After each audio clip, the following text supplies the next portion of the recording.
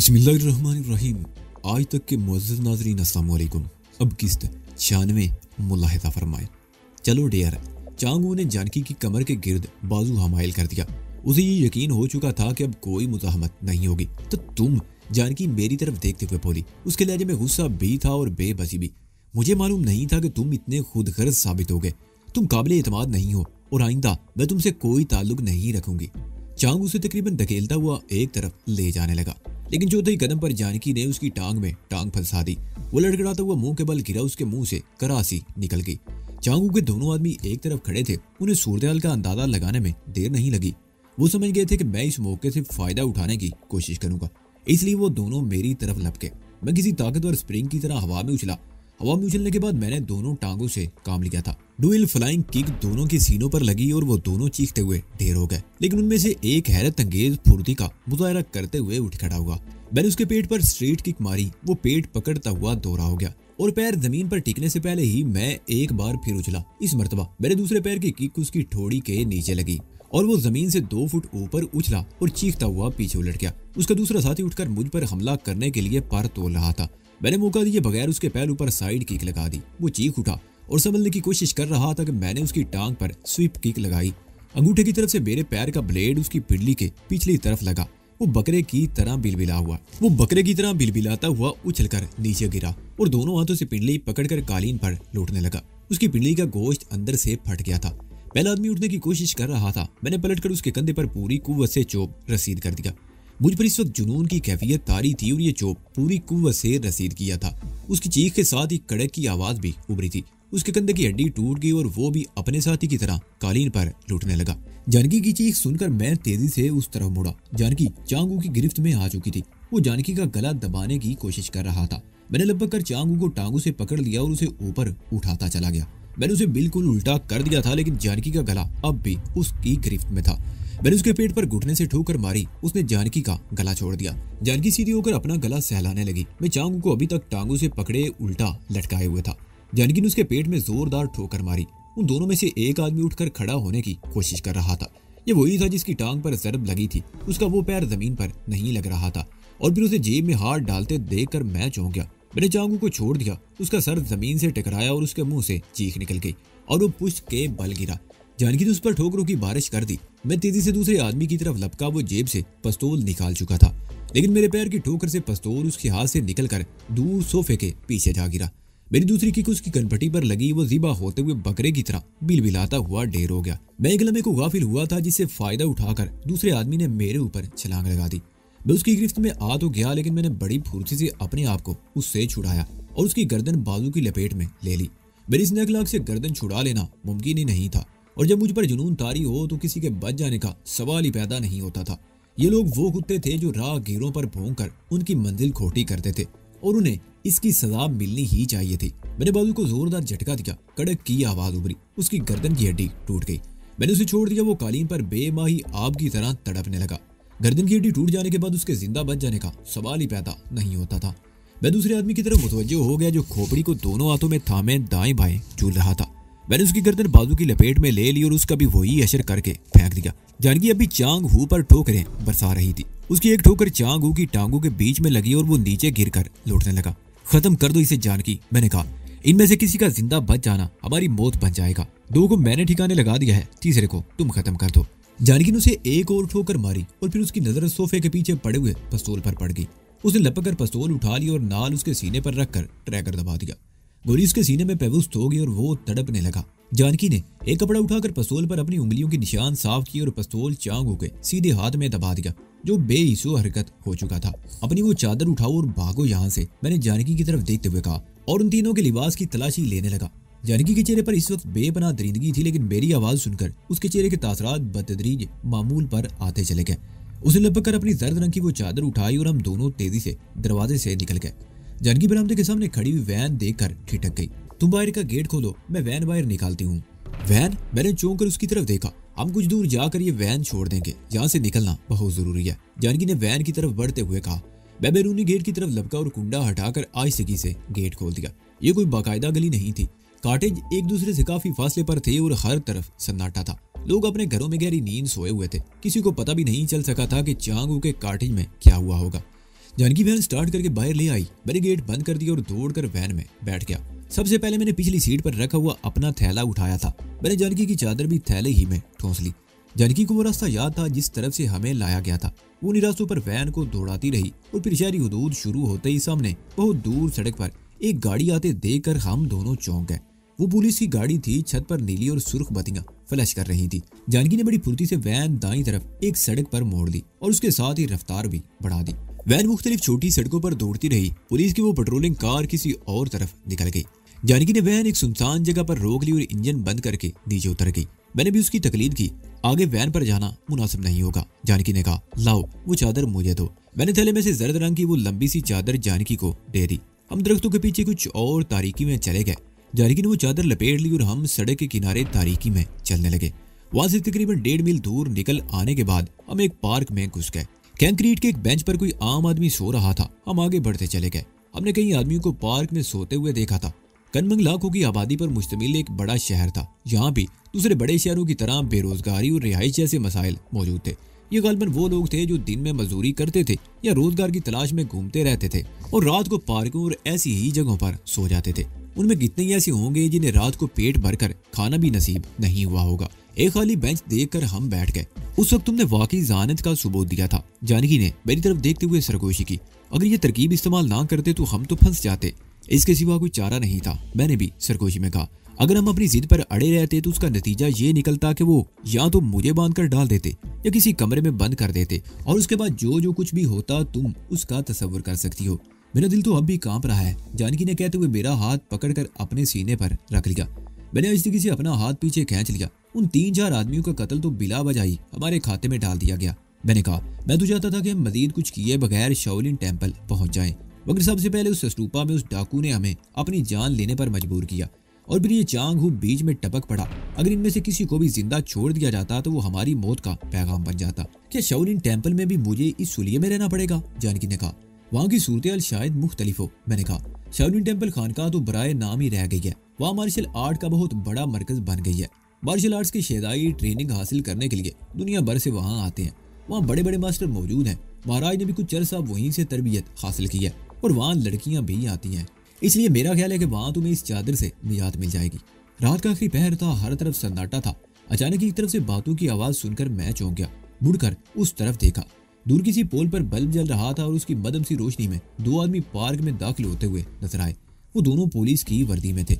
उनमें से एक के हाथ में टार्च भी थी जिसे उसने पार्क में दाखिल होने के बाद चला लिया। वो टार्च की रोशनी में मुख्तलिफ जगहों पर सोए हुए लोगों को देखते आ रहे थे। 1-2 को उन्होंने हल्की ठोकरें भी मारी थी। मेरी गोद में सर रखकर ऊंधी हो जाओ, तुम्हारा चेहरा भी उन्हें नजर नहीं आना चाहिए। मैंने जानकी के कान में सरगोशी की। इन लोगों को हमारी तलाश तो नहीं? जानकी के लहजे में हल्का सा खौफ था। पागल मत बनो, मैंने कहा। अभी तक तो किसी को पता भी नहीं चला होगा कि उस बंगले में क्या हुआ है और फिर हमें किसने देखा था। वो लोग इसी तरफ आ रहे हैं, ऊंच जाओ। तार की रोशनी पड़ने पर किसी भी रद्द अमल का इजहार मत करना। जानकी ने उनकर अपना चेहरा मेरी गोद में छुपा लिया। मैंने एक हाथ उसकी पुष्ट पर रख दिया और सर को पीछे झुकाकर आंखें बंद कर ली। 1 मिनट बाद वो दोनों पुलिस वाले हमारे करीब आकर रुक गए। टार्च की रोशनी मेरे चेहरे पर पड़ी। मैंने आंखें बंद रखी जैसे गहरी नींद सो रहा हूँ। उन दोनों ने आपस में कोई बात की और फिर वहां से आगे चल पड़े। मेरी आंखों में मामूली सी झुर्री पैदा करके देखा। वो दोनों पुलिस वाले दाईं तरफ एक और बेंच की तरफ बढ़ रहे थे। वो पुलिस वाले तकरीबन 20 मिनट तक पार्क में घूमते रहे और फिर दूसरी तरफ बाहर निकल गए। मैंने जानकी का कंधा दबा दिया। वो सीधी होकर बैठ गई। नींद आ रही थी, तुमने उठा दिया। कितना सुकून मिल रहा था, जानकी ने मदम लहजे में कहा। उसके लहजे में खुमार था। अच्छा सो जाओ, रात का थोड़ा हिस्सा बाकी है, मैं भी कुछ ऊँघ लेता हूँ, मैंने कहा। जानकी ने दोबारा सर मेरी गोद में रख लिया और मैंने भी सर बेंच की पुष्ट से टिकाकर आंखें बंद कर ली। रात धीरे धीरे बीती रही। मैं कभी आंखें खोल देता और कभी ऊँघने लगता।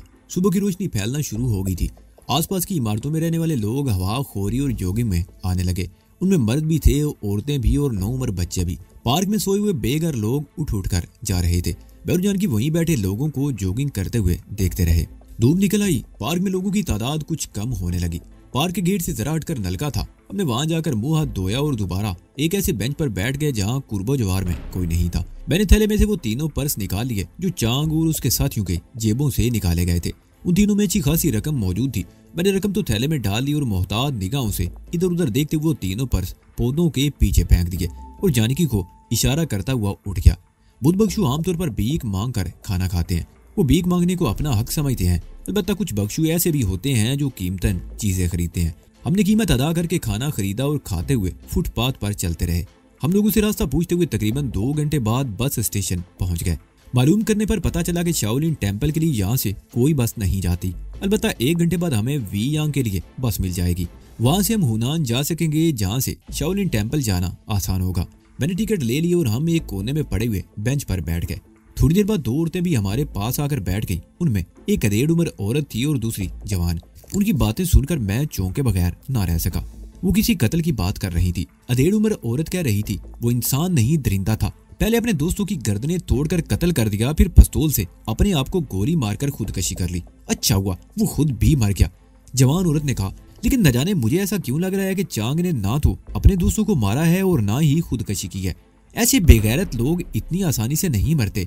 मुझे तो शुबह है कि उन तीनों को किसी और ने मौत के घाट उतारा है। कोई ऐसा शख्स जो उनसे ज्यादा ताकतवर था, जिसने उनकी गर्दनें तिनकों की तरह तोड़ डाली। किसकी बात कर रही हो मिस? मैंने अपने साथ बैठी हुई जवान औरत की तरफ देखते हुए कहा। कहीं कोई कत्ल हो गया है? हमारे इलाके में 3 बदमाश मारे गए हैं। उस औरत ने मेरी तरफ देखते हुए कहा। पुलिस का ख्याल है कि उनमें से एक ने पहले अपने 2 साथियों को कत्ल किया, फिर खुदकशी कर ली। अच्छा हुआ वो तीनों मर गए। उन्होंने तो पूरे शहर में तूफान उठा रखा था। पुलिस भी उनका कुछ नहीं बिगाड़ सकती थी। चांग उस गुरोह का हेड था। वो जिस लड़की को चाहते उठाकर ले जाते, कोई उनका कुछ बिगाड़ नहीं सकता था। लोग डरते थे उससे। अच्छा हुआ मर गया कमबख्त। लोग लाड बुदा का शांति का पैगाम भूल गए हैं। खराबियां तो पैदा होंगी। मैंने कहा। उन औरतों की बातों से इंकिशाफ हुआ कि वो भी इसी इलाके की रहने वाली थी जहाँ तेरे कत्ल की ये वारदात हुई थी। जवान औरत खासी हसीन थी और उसकी बातों से मैंने ये भी अंदाजा लगा लिया था कि वो भी चांग के हाथों चोट खा चुकी है। कत्ल की उस वारदात का इंकिशाफ सुबह 7 बजे हुआ था, जब चांगू का एक और गुर्गा उसे मिलने के लिए आया था।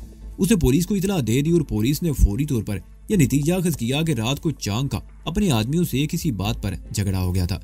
उनमें जोरदार किस्म की लड़ाई हुई। वो दोनों चांग के हाथों मारे गए और चांग ने अपने आप को गोली मारकर खुदकशी कर ली। लेकिन मेरे ख्याल में पुलिस इतनी बेवकूफ नहीं थी। हो सकता है फौरी तौर पर यह नतीजा अखज़ कर लिया गया हो, लेकिन असल बात तो इंक्वायरी के बाद ही सामने आएगी कि चांगू ने खुदकशी नहीं की थी, उसे भी कत्ल किया गया था। लेकिन बहरहाल मुझे इससे कोई गर्ज न थी कि पुलिस इस केस को किस तरह हैंडल करती है। हमारे लिए कोई खतरा नहीं था। हम इस घाटी में आते जाते किसी की नजरों में नहीं आए थे और कुछ ही देर बाद हम ये शहर छोड़ देने वाले थे। वो दोनों औरतें भी वी यांग जा रही थी और उन्होंने भी अपने टिकट ले लिए थे।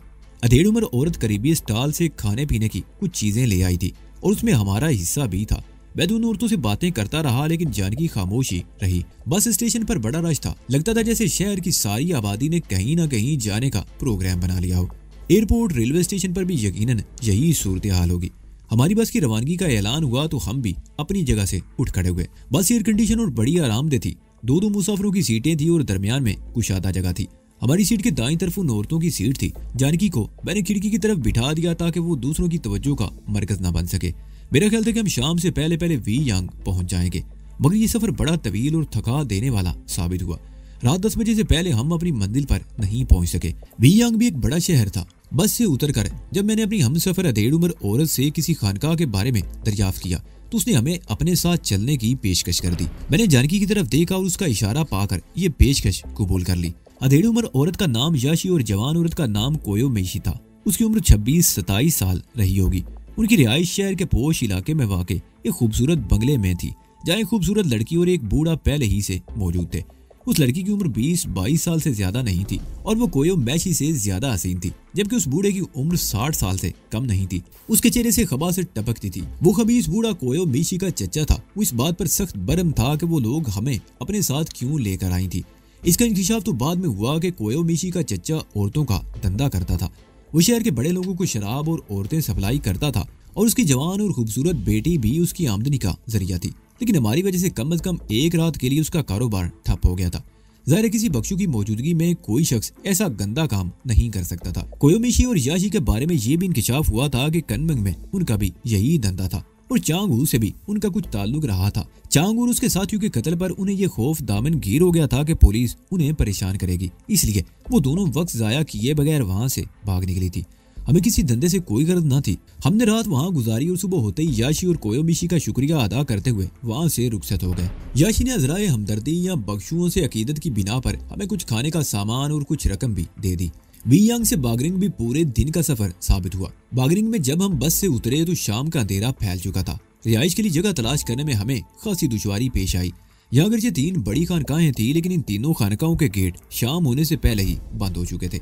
शहर में घूमते हुए हमें एक और आवारा गर्द बख्शू मिल गया। वो अट्टा कट्टा आदमी था, उम्र 40 के लगभग रही होगी। वो भी हमारी तरह गंजा ही था, तंग सी पेशानी और छोटी छोटी आंखें, मजबूत हाथ पैर। वो अगर चाहता तो मेहनत करके रिज़्क़े हलाल कमा सकता था, लेकिन वो बख्शू बन गया था और इस तरह मेहनत किए बगैर पेट भरने को मिल जाता था।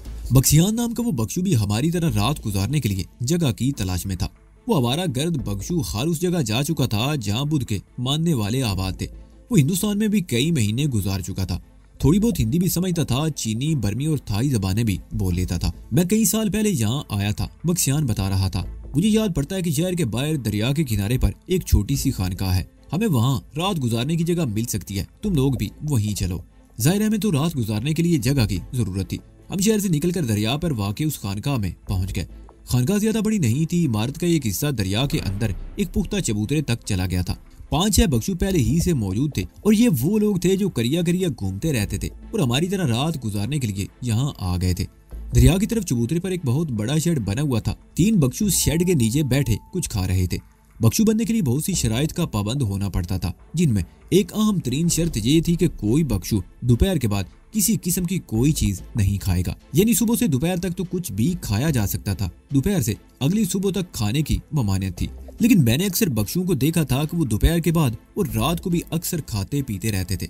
हम तीनों भी शेड के एक कोने में बैठ गए। मैंने भी अपना थैला खोलकर याशी की दी हुई खाने की चीजें निकाल ली। अक्षान भी हमारे साथ खाने लगा। 1-1.5 घंटे बाद इस सन्नाटा सा छा गया। वो तीनों बख्शू सो चुके थे। जानकी भी ऊँघने लगी। अक्षान मुझसे बातें कर रहा था। वो मुझे हिंदुस्तान के किस्से सुना रहा था। हिंदू पंडितों और योगियों के बारे में उसके किस्से वाकई ही बड़े दिलचस्प थे। उसकी बातें सुनकर मेरे दिल में भी हिंदुस्तान देखने का इश्तियाक पैदा होने लगा। पाकिस्तान तो मुझे जाना ही था। लाहौर मेरी जाए पैदाइश थी और मेरे माँ बाप के दुश्मनों ने उन्हें वहाँ से भागने पर मजबूर कर दिया था। वो मुझे दुश्मनों से बचाना चाहते थे, मेरा मुस्तकबिल महफूज बनाना चाहते थे, लेकिन दुश्मन उनके पीछे सिंगापुर भी पहुंच गए थे। मेरे बाप का असल दुश्मन तो चौधरी नवाज़श अली ही था, जिसने उन्हें अपना वतन छोड़ने पर मजबूर किया था और मुझे उससे इंतकाम लेना था। दारा के बारे में मुझे यकीन था कि वो जिंदा था और कहीं ना कहीं मेरा और उसका सामना जरूर होगा। पाकिस्तान जाने से पहले मेरे लिए शाओलिन टेम्पल जाना जरूरी था। अगरचे महाराज की तरबियत ने मुझे इस काबिल बना दिया था कि दारा, किम और चीफ वांग जैसे लोग मुझसे डर कर भागते रहे थे, लेकिन शाओलिन टेम्पल में तरबियत की बात ही कुछ और थी। वहाँ बड़े बड़े मास्टर मौजूद थे। मैं उनसे बहुत कुछ सीखना चाहता था। महाराज ने मेरे अंदर लावा भरा था और मैं शाओलिन टेम्पल के मास्टर से सीखना चाहता था कि ये लावा आतिफिशां कैसे बनता है। इक्शान से हिंदुस्तान की बातें सुनकर मैंने फैसला कर लिया कि जब पाकिस्तान जाऊंगा तो हिंदुस्तान भी जरूर जाऊंगा। इक्शान की बातें किसी तरह खत्म होने में नहीं आ रही थी। मैं भी ये सोचकर हूँ हाँ करता रहा कि कुछ वक्त कट रहा था, क्योंकि मुझे तो नींद वैसे भी नहीं आ रही थी। यह मछलियों की बहुतात थी जो बड़ी बेरहमी से हमारा खून चूस रहे थे।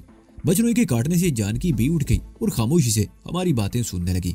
इक्शान ने अपने थैले में से कागज का एक लिफाफा निकाल लिया। ये मिठाई मैंने आज शाम को खरीदी थी। उसने लिफाफा मेरे सामने रखते हुए कहा, लो खाओ, बड़े मजे की है। वो बर्फी किस्म की कोई चीज थी। मैंने एक टुकड़ा जानकी को दे दिया और एक खुद खाने लगा। अक्षान दूसरे थैले से कोई और चीज निकाल कर खाने लगा था। हमने बर्फी का सिर्फ एक ही टुकड़ा खाया था कि अक्षान ने दोबारा अपने थैले में रख लिया। बातों का सिलसिला एक बार फिर चल निकला, लेकिन थोड़ी देर बाद मेरी आंखें बंद होने लगी। बड़े जोर की नींद आ रही थी। मैं सर को झटक रहा था, लेकिन कुछ ही देर बाद मैं अंटा गफील हो गया। सुबह 7 बजे जानकी ने मुझे झुंझोड़ कर जगाया। सर मनो भारी हो रहा था, दिमाग में सनसनाहट हो रही थी। वो भाग गया, जानकी कह रही थी। उठो, तलाश करो। कौन भाग गया? मैंने सर झटकते हुए पूछा। वो अक्षान भाग गया। वो जानकी ने कहा। भाग गया है तो जाने दो, मैं उसे क्यों ढूंढूंगा? मैंने कहा। वो हमारा थैला भी ले गया है। जानकी बोली। क्या? मेरे दिमाग में धमाका सा हुआ और मैं उठकर इधर उधर देखने लगा। कोने में एक बख्शू बैठा था। उसने बताया कि तुम्हारा साथी 6 बजे से पहले ही चला गया था और सुरमई रंग का कपड़े का थैला भी उसी के पास था। वो भी शहर ही में होगा, चलो उसे तलाश करते हैं, जानकी ने कहा। मैंने फौरन ही अपनी जगह छोड़ दी। शहर पहुंचते पहुंचते 1 घंटा लग गया। हम मुख्तलिफ सड़कों पर उसे तलाश करते रहे। बस स्टेशन पर मुख्तलिफ लोगों से पूछने पर मालूम हुआ कि सुरिये का बख्शू 6:30 बजे त्यांगजू की तरफ जाने वाली बस पर सवार हो गया था। मेरे मुंह से गहरा सांस निकल गया। इस वक्त 8:30 बज रहे थे। वो बस मीलों दूर जा चुकी होगी और हम इस पोजीशन में नहीं थे कि उसका पीछा कर सकते। हमारे पास जो कुछ भी था उस थैले ही में था। अब हमारे पास फूटी कोड़ी तक नहीं बची थी। पुवन नामी उस छोटे से गांव में जानकी के लिए मैं एक दुकान पर मिठाई खरीदने गया था तो दुकानदारों ने कीमत लिए बगैर मुझे थोड़ी सी मिठाई दे दी थी। गोया बख्शू की हैसियत से वो पहला मौका था जब मुझे भी भीख मिली थी। एक बख्शू के लिए ये भी जरूरी होता है कि वो भीख मांग कर पेट भरे। चीन अगरचे कम्युनिस्ट मुल्क था, लेकिन इन इलाकों में बुद्ध के मानने वालों की भी अक्सरियत थी। किसी दुकान पर बुद्ध का कोई मुजस्मा आरास्ता देखकर हम समझ जाते थे कि दुकान का मालिक बुद्ध का पैरोकार है। हम फौरन ही उसके सामने हाथ फैला देते। 3 दिन हम बागरंग में भीख मांगते रहे। थैले में हमारे पास अच्छी खासी रकम थी और हम बसों में सफर करके 2-3 दिन बड़े आराम से शाओलिन टेम्पल पहुंच सकते थे। मगर थैला छिन जाने के बाद शाओलिन टेम्पल हमसे बहुत दूर हो गया था। चौथे दिन योशु वांग की तरफ जाने वाली एक माल बरदार ट्रक में लिफ्ट मिल गई। हमारा सफर रात 8 बजे शुरू हुआ था और ड्राइवर के कहने के मुताबिक हमें सुबह 6 बजे योशु वांग पहुंच जाना चाहिए था। ड्राइवर के साथ वाली सीट पर उसका मावन बैठा हुआ था। मेरे और जानकी के लिए ट्रक में लदे हुए सामान में थोड़ी सी जगह बना दी गई। सुबह 4 बजे के करीब ट्रक खराब हो गया। मैं उस वक्त सो रहा था। ड्राइवर और उसके मावन की आवाजें सुनकर मैं नीचे उतर आया। हेल्पर उस वक्त ट्रक के नीचे लेटा टार्च की रोशनी में ट्रक के नुकसानदेह हिस्से का मुआयना कर रहा था। फिर वो बाहर निकल आया और ड्राइवर से कुछ बातें करता रहा। फिर ट्रक के पिछले हिस्से पर चढ़ गया। मैं नीचे खड़ा ड्राइवर से ट्रक की खराबी के बारे में दरियाफ्त करने लगा। ऊपर से हेल्पर की आवाज सुनाई दे रही थी। मेरे और जानकी के लिए ड्राइविंग कैबिन की छत पर जगह बनाई गई थी। वही टूल बक्स भी बना हुआ था। हेल्पर को टूल बक्स खोलना था और वो जानकी को वहां से उठा रहा था। जानकी की हल्की सी चीख सुनकर मैं चौंक गया और फिर दूसरे ही लम्हे मैंने जानकी को ट्रक से उतरते हुए देखा। उसके पीछे ही हेल्पर ने भी छलांग लगा दी। वो तेज लहजे में ड्राइवर से कुछ कह रहा था। मुझे सूरत-ए-हाल का अंदाजा लगाने में दुश्वारी पेश नहीं आई।